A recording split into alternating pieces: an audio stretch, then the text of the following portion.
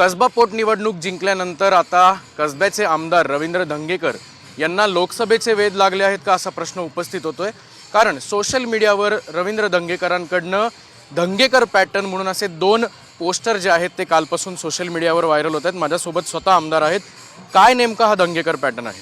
नाही, पोटनिवडणूक झाली आणि पोटनिवडणुकीमध्ये तुम्ही बघितलं असेल, ही निवडणूक जनतेने हातात घेतली होती। कालचे जे पोस्टर जे सोशल मीडियावर आलेत ते माझ्या अधिकृत सोशल मीडियावरून आले नाही। हे कार्यकर्त्यांचं मत आहे, पुणेकरांचं मत आहे आणि मग त्या मताचा आदर करणं हे आपलं कामच आहे।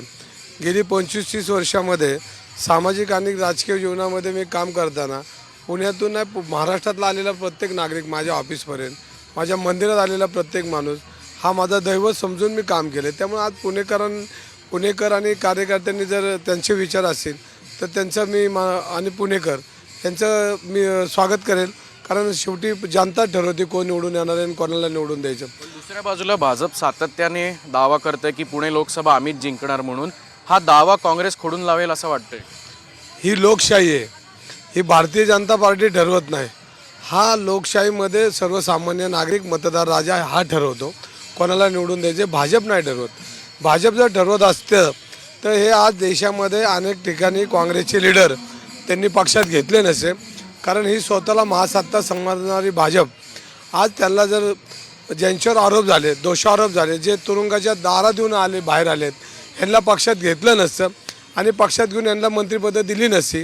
याचाच अर्थ की भाजप हा घाबरलेला पक्ष आहे आणि घाबरलेला पक्ष आज देशामध्ये ज्यांना कलंक लागलेत ते कलंक असलेले सर्व नेते ते पक्षामध्ये घेतात। त्यामुळे भारतीय जनता पार्टी ही कधी असं म्हणू नये की आम्ही सर्वस्व, हे देशामध्ये लोकशाहीमध्ये संविधानामध्ये मतदार राजा हा प्रमुख ठरला जातो, तोच निवड करतो। तुम्ही दिल्लीत जाऊन आलात, पक्षश्रेष्ठींची भेट घेतली, लोणावळ्यात शिबिर झालं त्यालाही उपस्थित होतात। पक्षश्रेष्ठींकडनं तुम्हाला काही सूचना आल्या? नाही, बघा, मागच्या महिन्यामध्ये काँग्रेस पक्षातले अर्ज मागवले होते।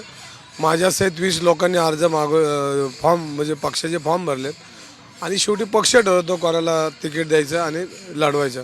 पक्षाने मला तिकीट दिलं तर मी पक्षाने दिलेली जबाबदारी आणि पुणेकर यांना एकत्र करून ही निवडणूक 100% जिंकल्याशिवाय राहणार नाही। पण कसब्याच्या पोटनिवडणूक ही कसब्यापुरती मर्यादित होती।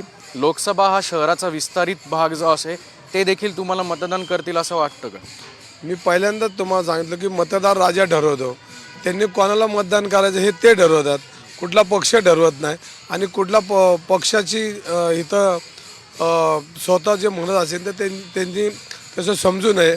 कारण हा लोकशाहीमध्ये मतदार राजा ठरवतो आणि आपणही, मोदी कधी मुख्यमंत्री होते ना आपल्याला असं वाटलं होतं, मोदी पंतप्रधान होते हे आपल्याला कधी वाटलं होतं? शेवटी जनतेने ठरवलं आणि जनता ह्याचा निर्णय घेत असते। आपण बघू शकतो धंगेकर म्हणतायत की जनता हीच ठरवणारे लोकसभेचा विजय उमेदवार कोण असेल, पण पक्षाने जर संधी दिली तर नक्कीच खासदार पद हे काँग्रेसकडेच राहील असा दावा स्वतः कसब्याचे आमदार रवींद्र धंगेकर करतायत। कॅमेरामन सुमित भोसलेसह अक्षय बडवे, साम टीव्ही न्यूज, पुणे। देश विदेशातील प्रत्येक घडामोडींचे लाईव्ह अपडेट मिळवण्यासाठी आता साम टीव्हीच्या सर्व सोशल मीडिया प्लॅटफॉर्मला लाईक, फॉलो आणि सबस्क्राईब करा। तसंच सर्व नोटिफिकेशनसाठी बेल आयकॉन प्रेस करायला विसरू नका।